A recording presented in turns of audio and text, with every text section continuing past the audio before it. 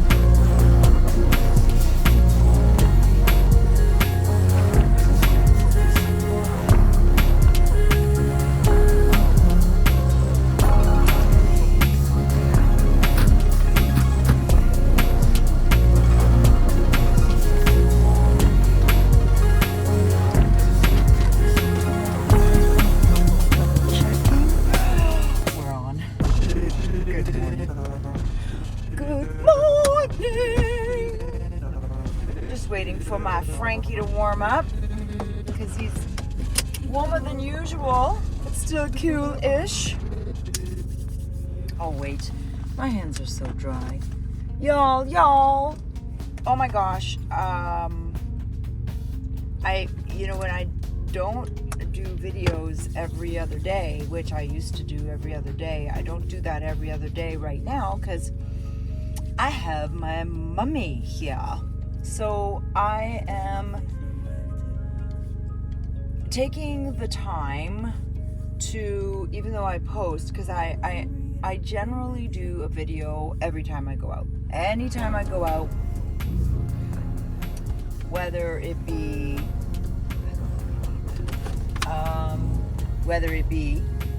to go for my regular scheduled appointment on Thursday, which is supposed to be today,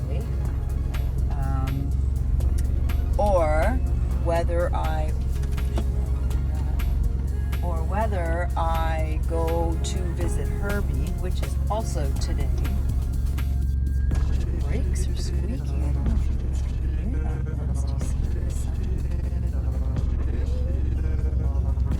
And I'm always recording because I don't always have something to share, but I do like to chat instead of listening to the radio. I do not like listening to the radio. There really isn't anything of quality or value on the radio. I mean, I don't mind listening to the radio for 5 minutes to get the scoops on what's going on in town because, the one thing about living up here in the north is that the radio still has like community reports. So meaning I want to know, like there was one time where there was a poor girl that got attacked by her boyfriend. I mean, it was horrific. I don't want to know these things, but I do want to know what's going on in my direct community. So I do sometimes, once in a while, I'm known to turn on the radio. But more frequently than not, it's my husband that does the radio turn on. So I am really taking this time now to, I don't know, spend time with my mom. We usually talk every day, but instead she's here now and she's really, involved in helping me set things up. Like I told you guys that I want to start a podcast, and that's what I'm kind of doing. I have no space in my home. I have a little tiny cottage. So what my mom and I have done is we've cleaned up the whole of the there's a truck on my road, which is weird. Maybe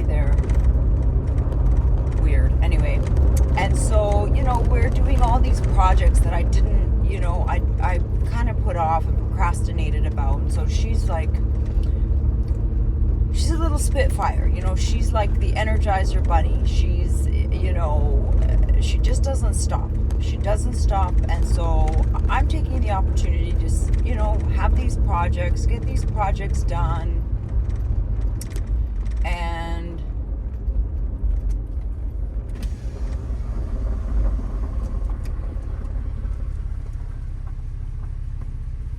good morning. How are you? Yeah. Oh, you got a doggy back there. You're just on the phone, eh? Oh, I'm just saying hello. Good morning. Oh, good morning. Everything okay? You okay? Yeah, I'm just waiting. My house is being shown by a real estate agent, so I'm waiting here Good. until they're gone. Poor guys, eh? I guess I have to wait for your realtor too. Oh, well, anyways, good luck on your sale. Take care. Bye.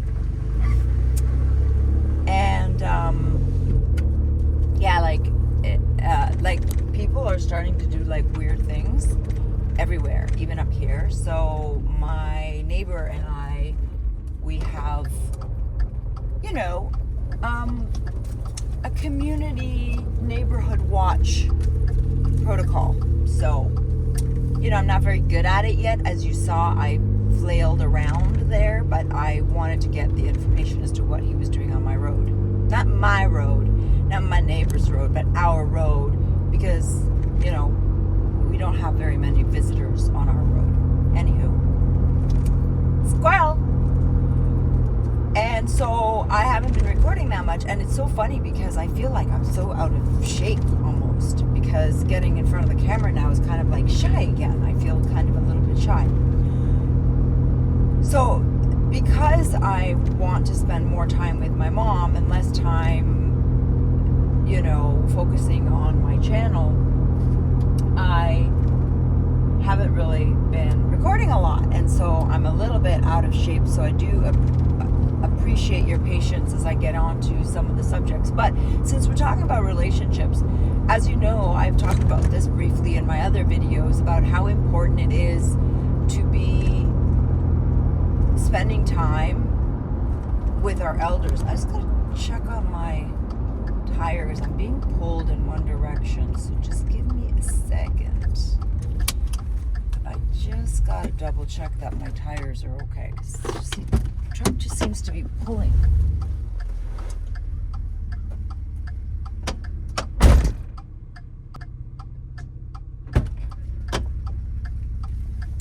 I don't know, seems to be okay. Just the car seems to be pulling in one direction, so anyways, maybe it's just me. I'm used to driving Sophie. Frank isn't my standard, but I find that I have more room in Frank, and I don't really need to drive Frank anymore because it's starting, like things are starting, we're getting a really heavy duty melt. We're in mid-March, and by the time this video goes out, we'll probably be at the end of March, the beginning of April, but we're in mid-March and things are melting, so I'm not really having to worry so much. But when I go to this appointment every Thursday, I find that the driveway that I go onto sometimes is so horrific, and this has got 4x4, so for me this makes a little bit more sense. Anyway, back to relationships. As I was saying, like, I think that we should really be mindful of the elders around us, because they tend to be people that we should take lessons from. I mean, and I'm not here to preach about, oh, you should listen to your elders, blah, blah, blah. Okay, listen, there are some elders that have less to offer than other elders, but all elders have something to offer.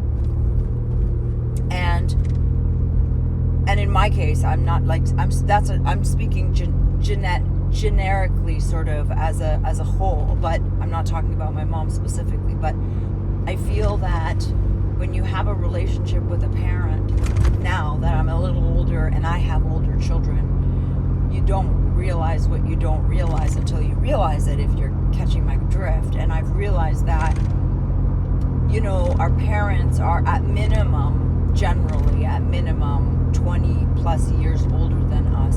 And even if your parents, even if you don't think your parents are right about A or B or C, even if you don't believe that they're right in any of those things, you're going to find that if you listen deeply and you give it a ponder, there's probably some lesson that you could still learn from them, even if you disagree with them and even if you don't believe that they're correct. I believe that still you can get knowledge from them. And that is just one part of a bigger part, because the bigger part is that you should try as hard as you can to have a relationship with your parent, because chances are they will perish before you do. If all things being equal, things go to plan, like, you know, God's plan, universe plan, you generally should perish after them. That is the general sort of, I guess, idea of life, right? Your children should perish after you, and so on and so forth, because I mean it's a devastating tragedy if your children perish before you do. So as I was thinking that, because I really didn't think my travel time today, because generally what I do is I thoughtfully think about what I want to talk about and kind of get an idea as to some of the points that I want. And I haven't had really a chance about that, because you know what, it's very different when you have someone living in your home that doesn't usually live there. You don't want to take for granted the time that you have. So with my mom being here, every moment from morning coffee to evening coffee to dinner to going out, like she'll come with me, she'll come to Herbie's to visit Herbie. I don't want to take my camera and I don't want to talk to the camera, or I don't want to ask her not to come, because those are times that we can spend time together. I can pick up the camera when we bring her back home. And so I want to take that time in order to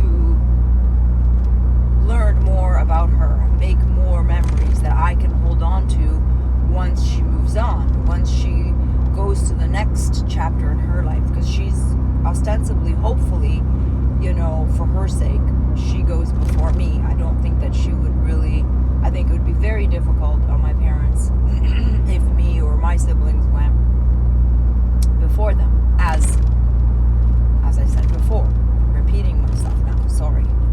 So I haven't recorded, so I haven't really, I've been doing my writing, I've been doing my reading, that's all still happening. I'm very happy because my mom's sleep is really good up here. She you know, I think as we age, our sleep starts getting away from us. Even Herbie complains about his sleeping, but my mom thankfully has been sleeping here really quite a bit better than back home down south, where it just is more mayhem, right? It's just, there's more electricity, more Wi-Fi, more loud, there's more cars, there's just more hustle and bustle down south, and here it's just much more calm. So she's been able to settle into her sleeping.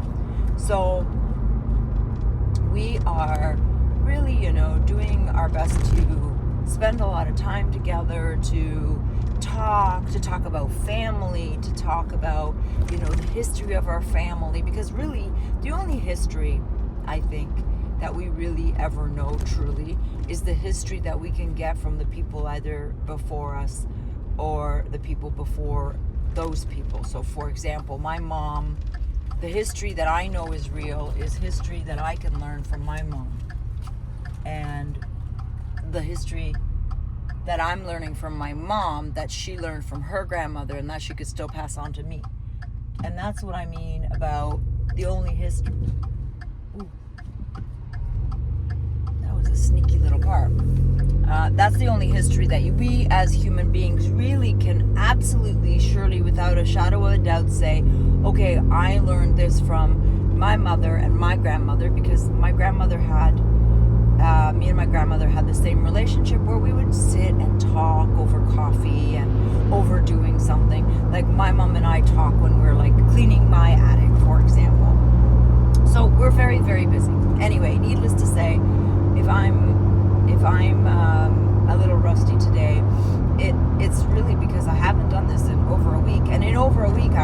rusty. So, relationships is sort of the thread of today's talk that I'm thinking about, because I was thinking this morning when my mom fell asleep with my husband. They both fell asleep after 6. They fell asleep and slept until 9:30 or something like that. So I had a moment and I thought, okay, I'll take this time to sit in front of the computer, because I also don't do that. Like, I don't sit in front of the computer when I have time that I can spend with my mother, my husband, and the 3 of us, and my son, and we're spending human time.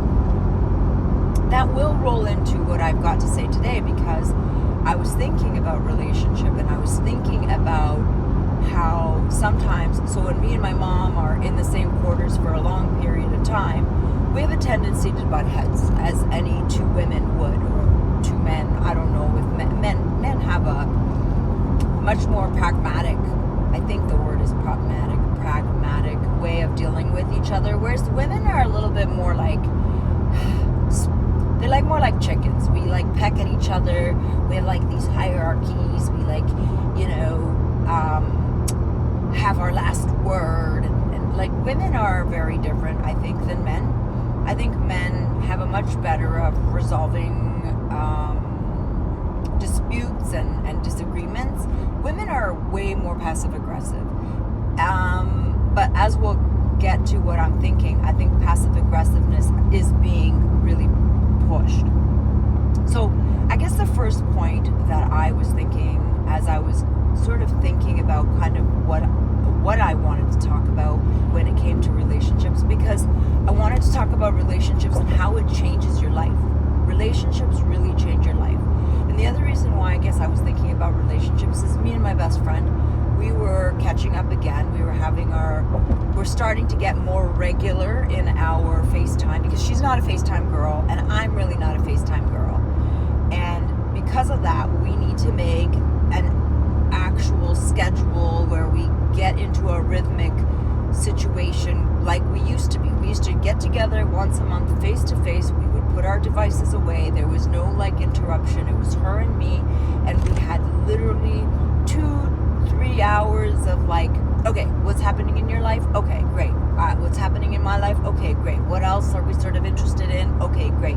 And we would really sort of, that's how we've been able to maintain our friendship, because we don't talk every day. We're not friends that need to talk every day, where we're needy that way, where we need to be in touch. And that's always been us ever since, well, not always. When we were in grade school, we obviously went to school every day.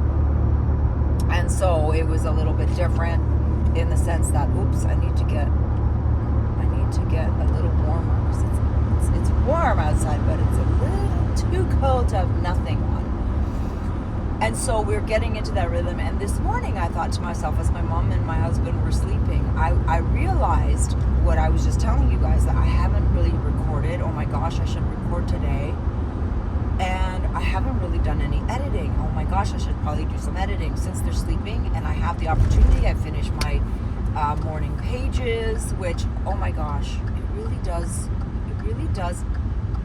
benefit a human brain and the thinking process when you're writing words. And sometimes I'm literally, my 500 words, sometimes I start with, I have nothing to say, I don't know what I want to talk about, and then I don't know what happens, 2 or 3 sentences pass, and then I don't stop. I just start flowing, like just whatever comes out. And it sometimes doesn't make any sense. I finished all of that this morning. I did my reading, and I actually read quite a bit this morning. But there's only so much I can read from this book, because it's a very heavy book. It's got a lot of information, and you should take some time to digest. I think that sometimes when we rush through a book, depending on your abilities, because my abilities are not there where I can read a book in 2 or 3 days and still also digest it. So that's just me. So I did my reading and I realized, oh my gosh, I should do some editing. And then when my mom and my husband got up, I was thinking to myself, oh my gosh, I haven't done this and I haven't done this, because I think it's so important to take my relationship first and foremost. And then I thought about my best friend and how wonderful it is, again, to get into a rhythm of getting together, because since I've moved up here, we've done this really, I think 3 times. And I've been here while we're going on to a better part of the year. We're slowly creeping up to a better part of the year. And so I really am glad that we're starting to go, okay, when can we talk? What can we do? We're making that time for each other. And that reminded me this morning that the reason why I haven't done all of my stuff is because it's not always about me or us first, loving yourself first and always putting yourself first, because it's not. Sometimes, and a lot of the times, you have to think how to incorporate somebody else and still do what you need to do in order to have a healthy lifestyle. And in the past, it used to be, how can you help your friends and people you know over yourself? It wasn't a me first society. So the way that it used to be, I was thinking to myself, is, the children would put their parents first because that's what they were taught. They were taught that from the time that they were younger, that they're not first, they're not the center of the universe, and they should be putting other people first. And that used to be the way that it used to be. And if you think about it, yes, a lot of people will say, oh, well, that was, there was way more trauma then, people were, more damaged. I would argue that that is not true.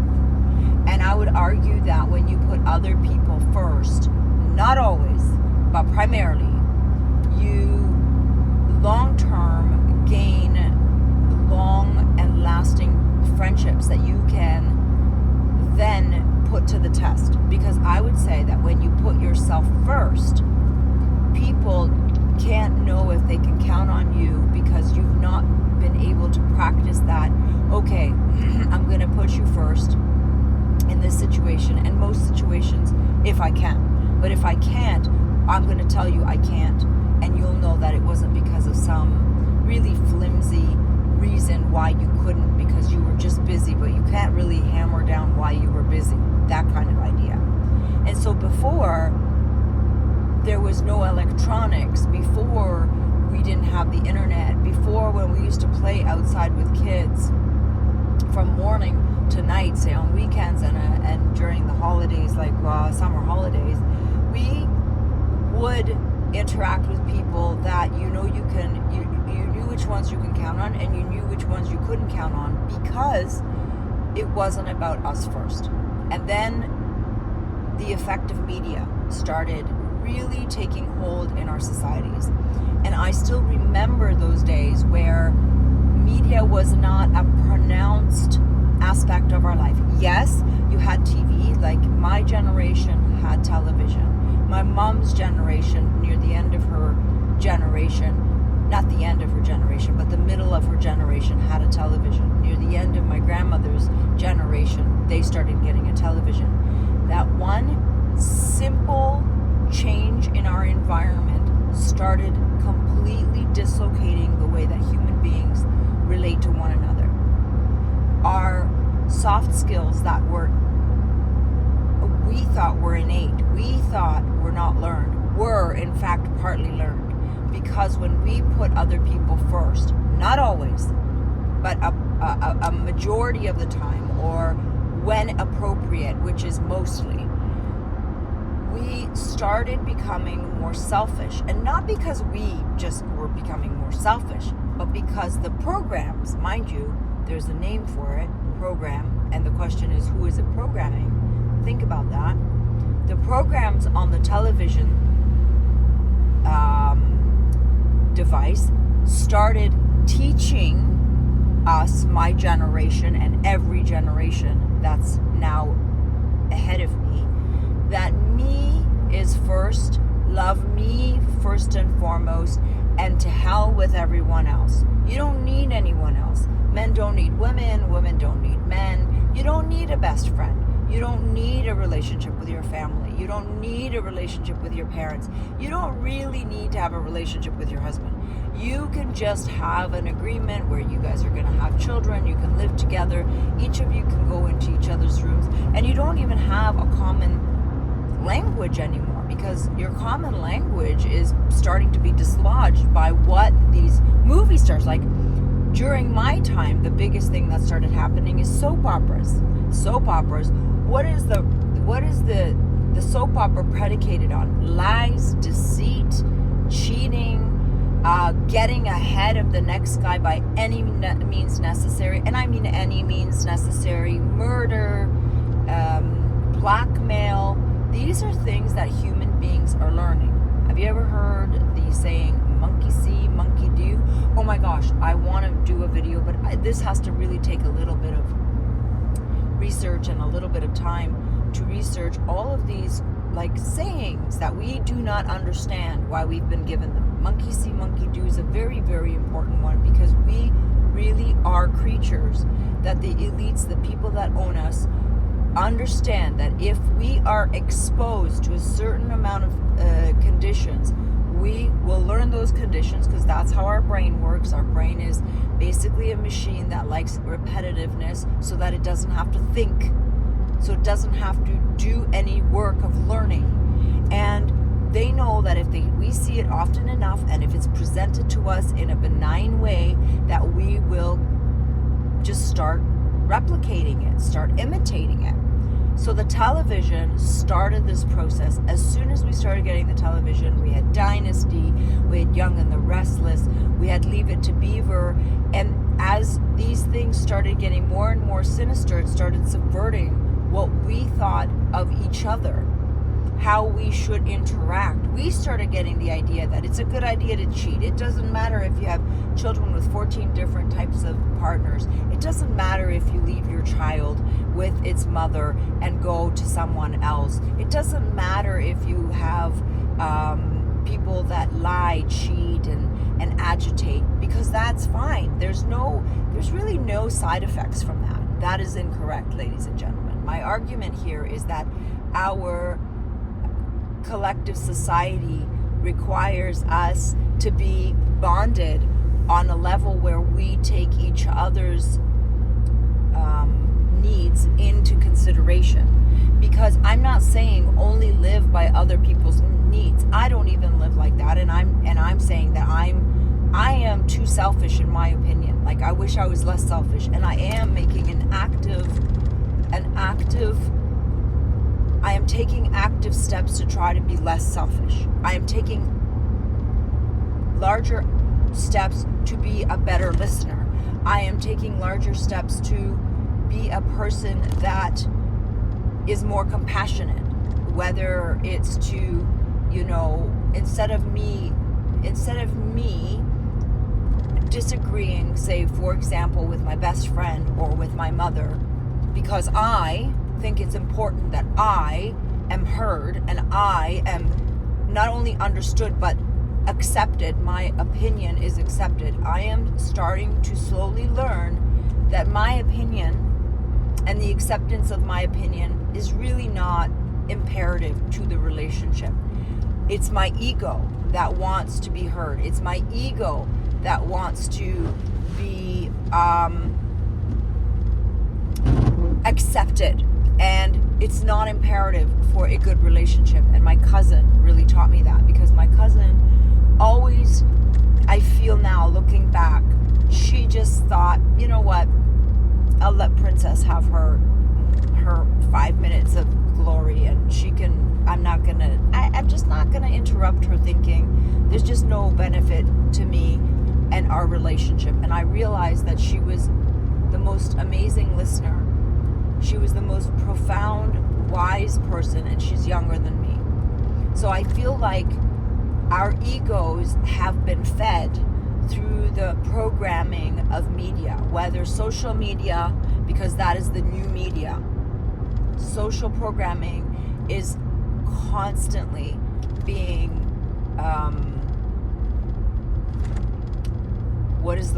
constantly being used as a weapon to divide us into smaller and smaller increments of disagreement, into smaller and smaller camps, individual camps. Eventually, we as a human race will not be able to speak to each other and agree on anything, because we are going to be so subverted. I mean, I can see it happening. It hasn't happened yet, and I'm hoping that, because a lot of people are starting to go back into the woods and start living on the land and start realizing and rejecting that this programming be a part of our integral need to live. Like, imagine when you're at home and you're with your family, how many times can you count where everybody goes on their device and everybody goes into a different part of the home? Even in my case, I have such a tiny little home.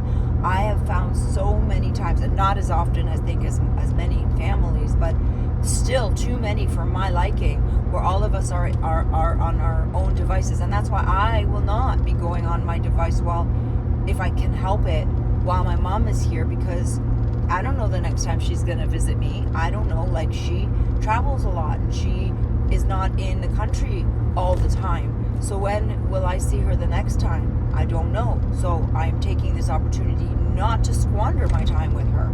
And I think that if we each thought that way of people that were in front of us and took the opportunity, like when my girlfriend and I get together, we put away our devices. We don't want to be interrupted while we are giving each other our attention, because attention is now starting to be the new currency, because they are taking the programmers of all the media, social media or otherwise. Like, Elon Musk is not a free speech platform.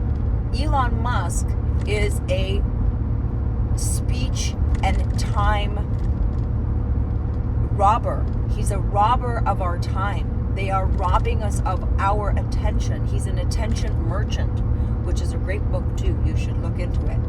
Where they are doing everything they can to pull you away from the physical relationship we have. Imagine, our physical relationships scare the people that rule and own us. Because if you have all of our attention, you know what you can tell us to do, what they need us to do, because we're not going to be talking to our neighbors or friends or relatives and comparing notes. And if we are, we're doing it through the media outlets, and they then know exactly what we're thinking, exactly what we're saying, and there is absolutely no one-on-one kind of exchange of ideas where they are not included. So there's always a third person, like a fly on the wall, as it were, listening to everything that we are discussing, that we are navigating through, that we are questioning. Everything is being used against us. Because just think about it. If I'm having a conversation and I'm having an argument with my best friend over FaceTime, they know every detail of our conversation. And if I ever say, well, okay, prove to me you're you, and what did we talk about on that day, blah, blah, blah, they know, because we've told them too. They were a fly on the wall. They recorded everything. In fact, they'll remember it better because they have it recorded. So that is one aspect of friendship and relationships with what's happening today. We always have a third party listening, as like a big brother, listening to everything that we are saying to each other when we have our tracker jackers with us. So that has changed our relationships completely as well. The other thing that has happened very, very quickly in our relationships is the introduction of psychologists and psychologists. The fact that now, instead of talking it out the way we would have in times past, is like media, a third party, a party that has nothing to do with the situation, a party that is completely alien to us, and a party that is directly linked to the people that own and run us, have now access to your problems. Your problems that were once private and that were once mitigated through your either, religious, not religious, maybe not religious. What would be maybe religious, like religious parties, like a priest or I don't know what the Jewish version of that is, or the I don't know the other religion. I can't remember. There's priests, and then there's all of the counterparts of priests. They would help you. Although I thought that was kind of funny too, because like I never really would have gone to a priest myself, because it's like, you do not have a family. You're married to a man that's in the sky that you can't see. I mean, the whole thing for me, that's a completely other subject. But in the past, you would have someone involved that knew you or the other party involved, someone that had wisdom generally, like going back to elderly, someone that had lived and had maybe seen these kind of stupid fights or, really small problems that we as human beings, while we're in the problem, we think the problem is much bigger than it might be. And sometimes it is as big as we think it is. But generally, I think the fact that we used to have resolutions that stayed and remained within our circle of our clan, of our people, it was a much healthier and nutrients-dense way of resolving any issues. Right now, psychologists that have no connection to you or your clan or people, they have no interest in what kind of damage they can do if they give you some sort of advice that is really long-term devastating.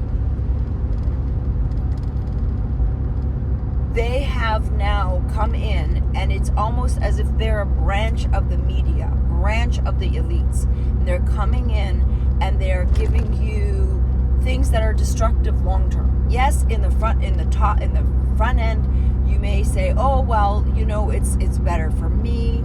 I feel that I was more respected. I was taken more serious. I showed them, I stuck it to them, and they had to bow down to me." It's more ego-based, and what it does is it strokes your ego because you shut people down. It's a power grab. They're teaching you how to dominate. So what one psychologist is doing is they're checking it out. They're dominating. They're taking a person that may be, say, a victim, and they're teaching them how to dominate. And the thing is I don't think it's a good idea to be a victim and stay a victim, because I think that there are some psychologists or some psychiatrists that actually do help people. I'm not saying every psychologist and every psychiatrist is evil. What I am saying is that psychology and the psychiatry altogether has failed us, because the more of those people that are being pumped out, it's like the legal aspect of our society. The more lawyers that are pumped out, the more unhappy people, untrusting people are taking advantage of situations that maybe really shouldn't be taken advantage of. Yes, it should be resolved, and yes, life is not fair, but it's starting to be more and more and more devastating as these psychologists really show people how to,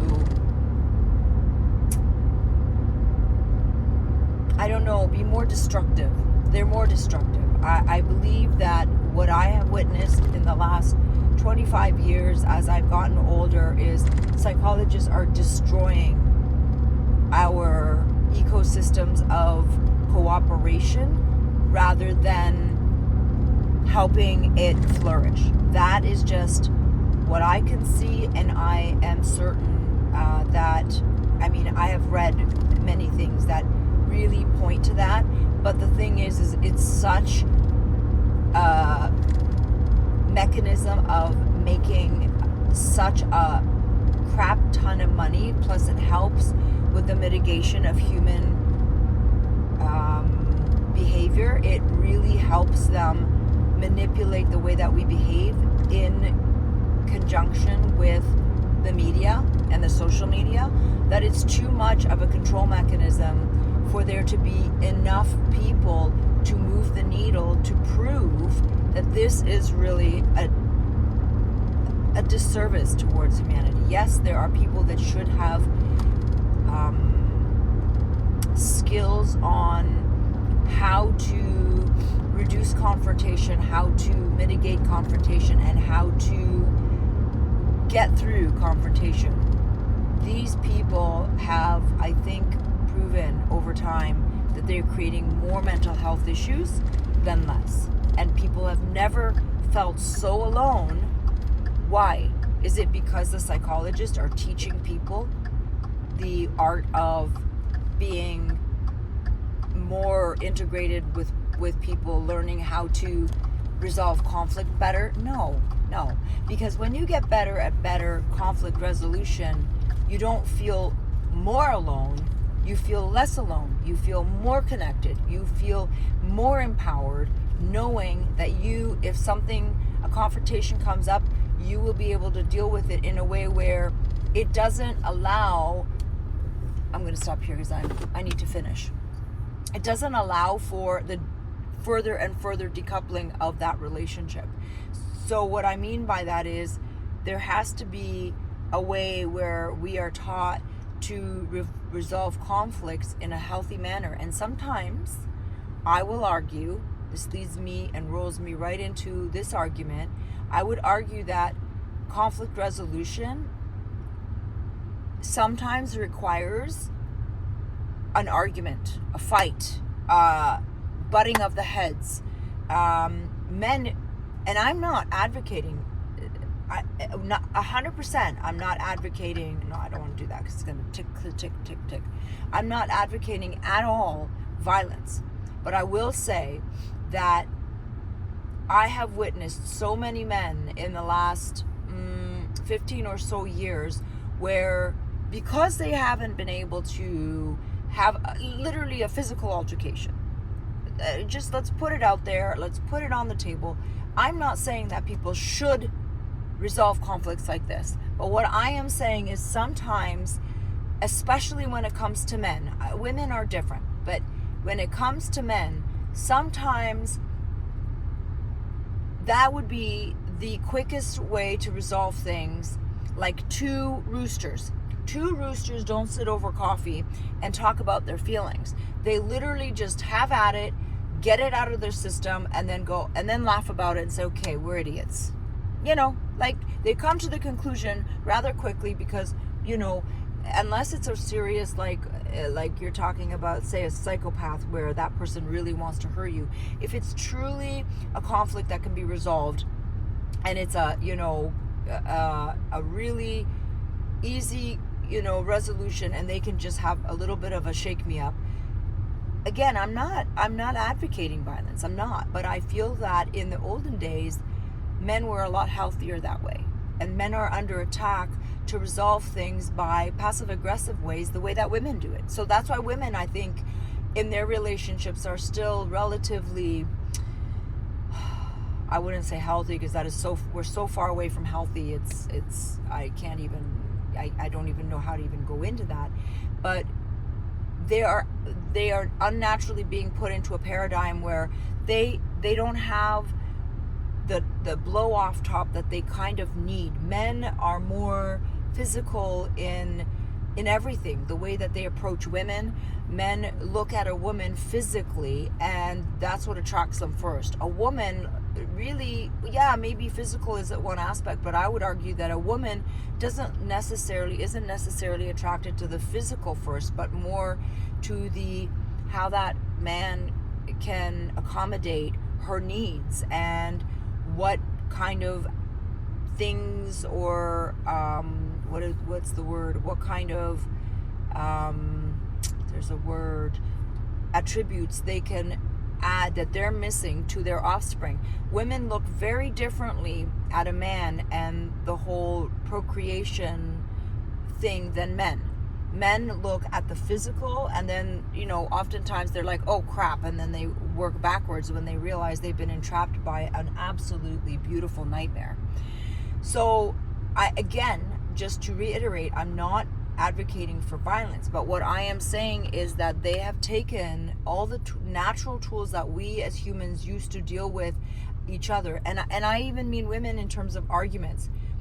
I would argue very strongly that unlike men need to almost physically blow off their steam. And I don't mean in a way where they're literally hurting themselves. But you know what? Sometimes a fist fight really got to the crux of the matter. They would get over it and it'd be done. But women, on the other hand, if they can have a good argument, a good solid argument where they could just throw out what they think, even if it's wrong, rude, and it's not what they meant, they wanted just to hurt the other person, I would argue that is even, like, maybe not healthy, maybe the word isn't healthy, but it is, I think, the most natural way for us to shake things off. Imagine a dog or chicken or any animal that you've ever observed get into a fight with another of its kind. I want you to notice physically, they shake it off. They shake it off. And that's kind of what I'm kind of comparing, having a physical, whether physical for men altercation or a physical argument with your girlfriend. And I would say that if, and this is kind of my conclusion, if that physical argument of yelling and screaming and letting it out, and on the one hand, it could be argued it's not healthy, it's traumatic, it's okay, let's just go with maybe that's true. And I'm not a psychologist, so I don't know. But this is just my natural instinct.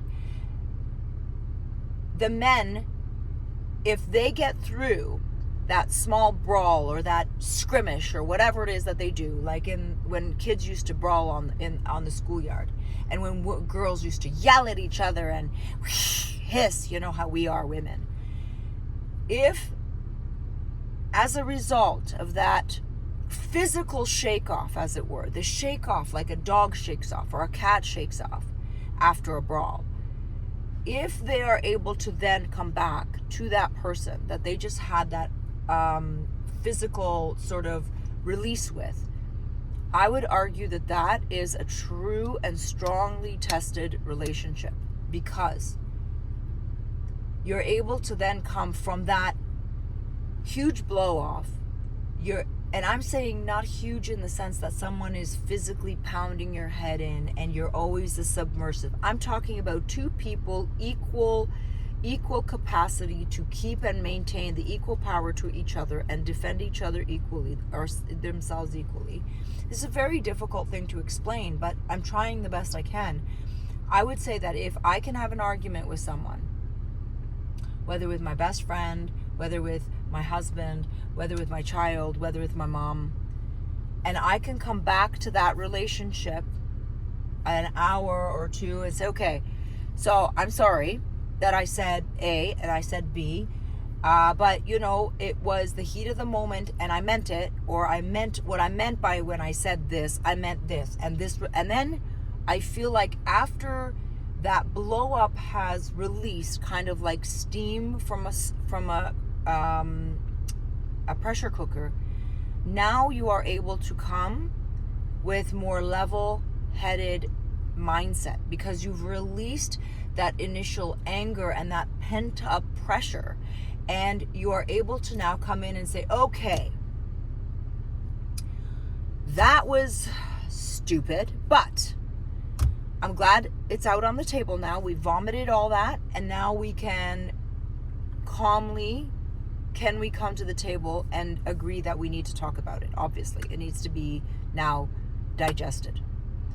I would argue that friendship, in conclusion, is friendship and relationships that you can have with someone that you can literally have a fight with. And I don't mean in a way where you actually hurt someone in a way where they need to be hospitalized, or you're the one that's constantly hitting them, or you're the one attacking them always and they sit there mutely. No, I'm talking about equal, compassionate, passionate people that can come and each person has enough power to stand up for themselves in that specific jostle of energies. I would say that is something that has been altered in us as human beings, and we have been taught to keep everything inside to come across cool, calm, and collected, to not show emotion because it's a sign of aggression, not a sign of release, a sign of we need to talk about this problem needs to be resolved, but a sign of aggression and attack.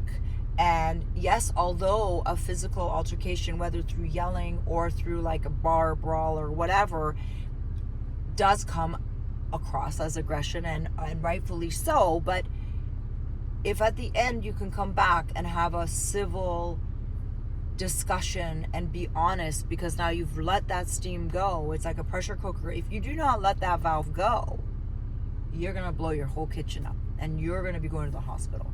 Long term, I think what we are learning through the media is to deceive each other, to not be fully honest with each other, and to hide behind passive aggressive ways of dealing with each other because of the fear that we're going to look aggressive, we're going to look like we're on the attack, and we're not being honest with each other. And ultimately coming through the scope of the psychologist, of giving them tools about how to speak to someone very calmly and how to say, I'm not ready to talk, you're offending me, I don't want to talk about this. These are all things that are going back into the pressure cooker, adding more and more pressure. And I think as a society, we have built up such a pressure point that we are at a break. And if you don't agree with me, well, you don't agree with me. And I agree that you have the right to disagree, but tell me what you think. Because we're at a point where things are getting out of control and nobody seems to know why. And I think it's because we're not like the animals. We have been completely conditioned to be docile when our natural condition, I'm almost done, is not designed for that. I think we are designed to have blow up tops. And as long as they don't hurt someone physically in such a way where, you know, they cannot defend themselves from it. Like, you know, you're not going to have an aggressive, you know, parent beat up their child like in a bar brawl because they're pissed off. Okay, that's inappropriate. And there was lots of inappropriate situations in our olden days, the way we dealt with things. But we now know more. We now know more, and what we should know as well is that we do need to be able to yell and scream and get it out of our system. And it's not personal in the way where you're trying to hurt someone physically or emotionally, but you do need to let that steam out before you open the pressure cooker. Because in the long run, our society is pent up. It's kind of like when a priest is unnaturally told that they have to be celibate. Men are not designed for that. And then we wonder why there's so much abuse behind the cloak, behind the doors of the cloak, or any other religion, that you're not allowed to go and actually naturally do what our natural body would require us to do. Unfortunately, when we suppress our natural instincts, no matter how messy they are, it results somewhere else in a much worse way. So that is my argument on relationship and being honest with our natural way of being able to resolve our conflicts. So I am hoping that that is something that we can talk about, because what I'm seeing happen in today's society, wait, I gotta put my 4x4s on because this is starting to look, okay, starting to look scary. If we do not go back to our natural way more, we are going to be dumbed down to a point where we won't know that we're dumb. We're going to be put in the state of health where we don't know why we're dying. And we're certainly going to be blowing up inside, and we won't have anybody around because we're going to push everybody away with our passive aggressive ways of resolving things, because we will not want to put other people first. So those are some of my thoughts that came up, bubbled up to the top since I've been spending time with my mom, which I'm so blessed to have had such a good relationship with my grandma, her mom before her, and my mom. And you know, we've had our tough times. We've had our trials and tribulations. And you know what? There are some regrets I have, but from those regrets, I think I'm learning. And that, I think, is something that you can do with your regrets is, can you learn from your regrets, and can you stop making those same mistakes where you'll have more of the same regrets? I think that for me is progress and growth. Anyway, yay! I'm at my destination. I've traveled a little longer than I should have, and I am so pleased that I am back at it. I will I will see you guys again soon. I appreciate you guys listening. If you've made it this far, I thank you so much. And wherever you are, I really hope that your relationships are blossoming, but they're truly growing deep roots. That they're not just surface flowers, they're annual flowers where you have to plant them all the time. Deep roots require deep conversations and good conflict resolution. Anyways, love you all. Thank you so much for listening. I'll see you later. Mwah.